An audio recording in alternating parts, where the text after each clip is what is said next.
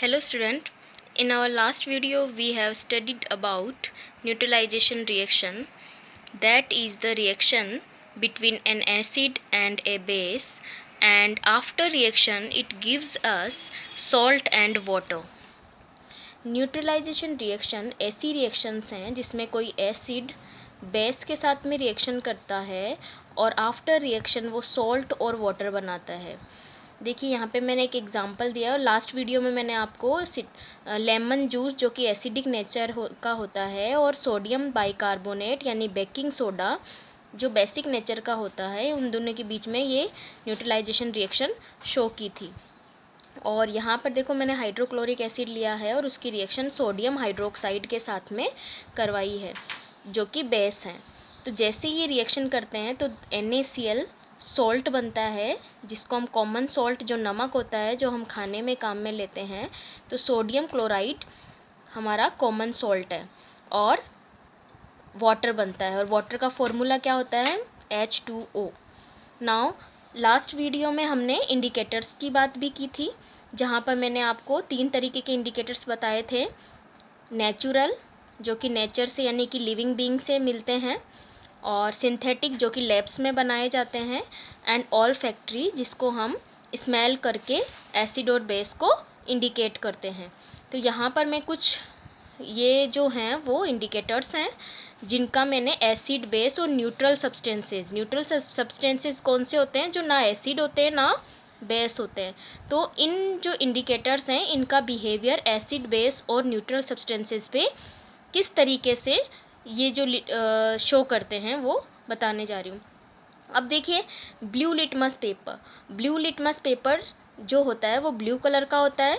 जैसे ही हम उसको एसिड में डिप करते हैं तो वो रेड कलर का हो जाता है, जबकि बेस और न्यूट्रल सब्सटेंसेस में इसमें कोई भी चेंजेस हमें दिखाई नहीं देते हैं। जब इसी तरीके से रेड लिटमस पेपर हो हमारे पास में, तो रेड लिटमस पेपर को हम एसिड में डिप करते हैं तो कोई चेंजेस नहीं आता, जबकि बेस में ये ब्लू कलर का हो जाता है और न्यूट्रल सब्सटेंस में इसमें कोई चेंजेस नहीं होता। यूनिवर्सल इंडिकेटर जो मैंने लास्ट वीडियो में आपको करके भी शो किया था इसका एक्सपेरिमेंट, तो यूनिवर्सल इंडिकेटर एसिड में तो रेड हो जाता है, बेस में ये ब्लू कलर का हो जाता है, जबकि न्यूट्रल सब्सटेंस में इसका कोई भी कलर चेंज नहीं होता है। फिर बात करते हैं हम फिनोफ्थलीन की। फिनोफ्थलीन ये ऊपर जो मैंने तीनों जो अभी इंडिकेटर्स बताए हैं वो तीनों कैसे हैं? नेचुरल हैं। और जो फिनोफ्थलीन है वो कैसा है?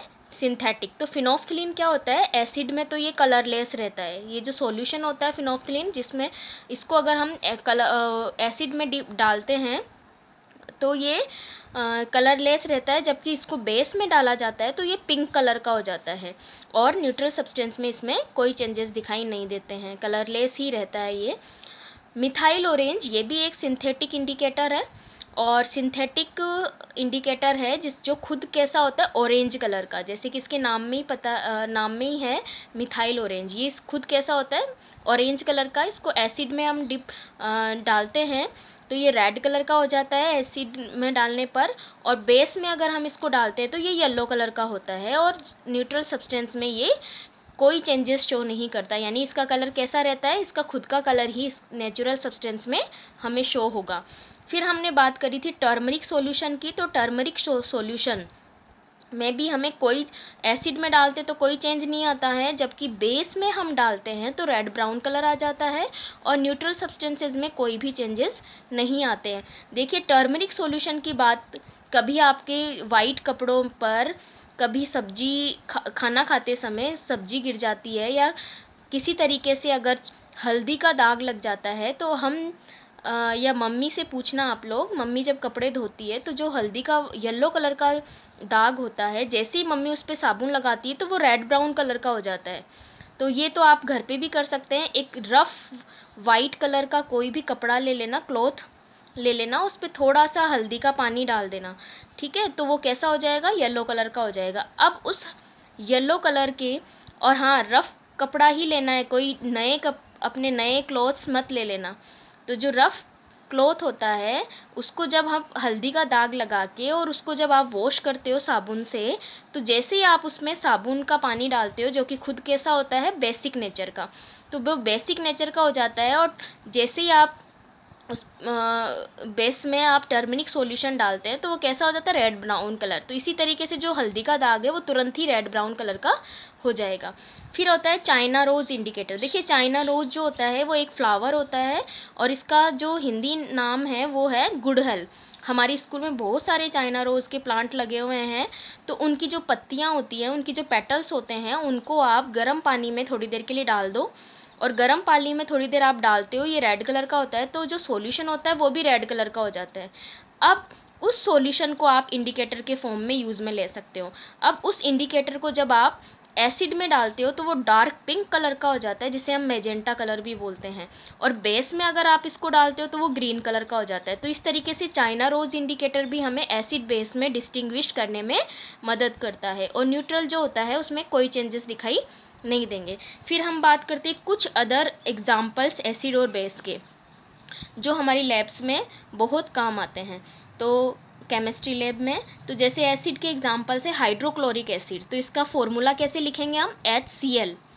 ठीक है। सल्फ्यूरिक एसिड का फॉर्मूला कैसे लिखते हैं, H2SO4।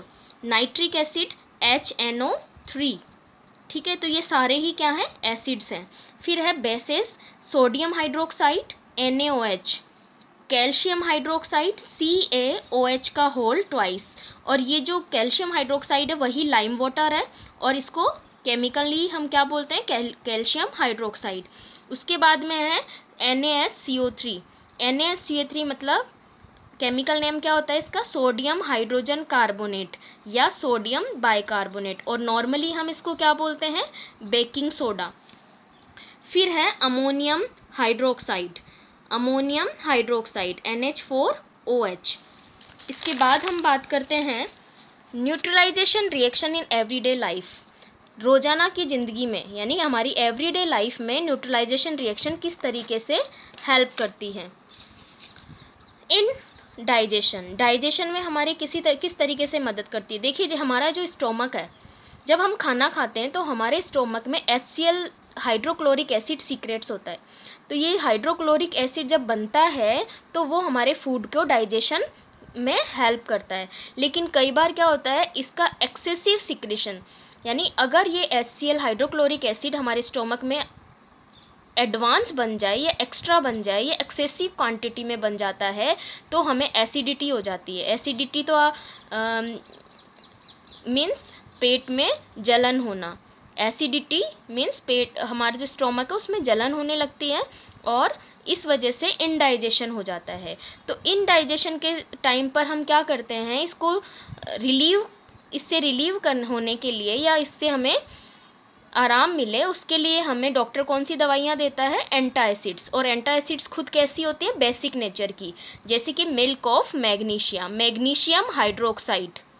मिल्क ऑफ मैग्नीशिया का फॉर्मूला क्या होता है, magnesium hydroxide, and it neutralise HCl। तो जैसे ही हम ये दवाई पीते हैं, एंटासिड्स लेते हैं, तो हमारा जो एसिड है जो एक्स्ट्रा बना हुआ है उसको ये बेस न्यूट्रलाइज कर देता है और हमें एसिडिटी से रिलीफ मिलता है। फिर हम बात करते हैं एंट बाइट। चींटी हमें खा जाती है, जो रेड कलर की एंट होती है, जब वो हमें बाइट कर जाती है तो उनके जो एंट स्टिंग होता है, उनके जो डंक होता है उसमें फॉर्मिक एसिड होता है। तो ये जो फॉर्मिक एसिड हमारी जो एंट है वो फॉर्मिक एसिड इंट्रोड्यूस कर देती है हमारी स्किन में। ठीक है। जिससे क्या होता है, वहाँ से स्किन में स्वेलिंग आ जाती है, रेडनेस आ जाती है और इरिटेशन होने लगती है, यानी हमें खुजली होने लगती है। तो इससे आराम पाने के लिए हम क्या कर सकते हैं, हमारे घर में बेकिंग सोडा होता है, तो बेकिंग सोडा का थोड़ा सा सॉल्यूशन बना के और उसको उंगली से, हमारी जो फिंगर है उसको, जहाँ पर हमें चींटी ने काटा है, एंट ने हमें बाइट किया, वहाँ पर हम उसको धीरे धीरे रब कर सकते हैं तो हमें इंस्टेंट रिलीफ मिलेगा। और इसके अलावा कैलेमाइन सॉल्यूशन भी हम यूज़ में ले सकते हैं। कैलेमाइन सॉल्यूशन होता है जिंक कार्बोनेट का सॉल्यूशन। तो इस तरीके से हम एंट बाइट को न्यूट्रलाइज करके और उससे हमें रिलीफ मिल सकता है। फिर है सॉइल ट्रीटमेंट।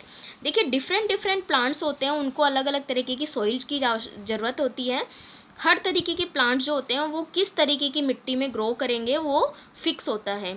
तो कई बार क्या होता है, सॉइल जो है वो एसिडिक ज़्यादा होती है और कई बार कैसा होता है, बेसिक नेचर ज़्यादा होता है। तो इसको हम, सॉइल अगर एसिडिक ज़्यादा है तो हम उसमें क्विक लाइम या calcium oxide, quick lime calcium oxide होता है और इसका फॉर्मूला होता है CaO, या फिर स्लैग्ड लाइम जिसको हम लाइम वाटर बोलते हैं और कैल्शियम हाइड्रोक्साइड भी बोलते हैं।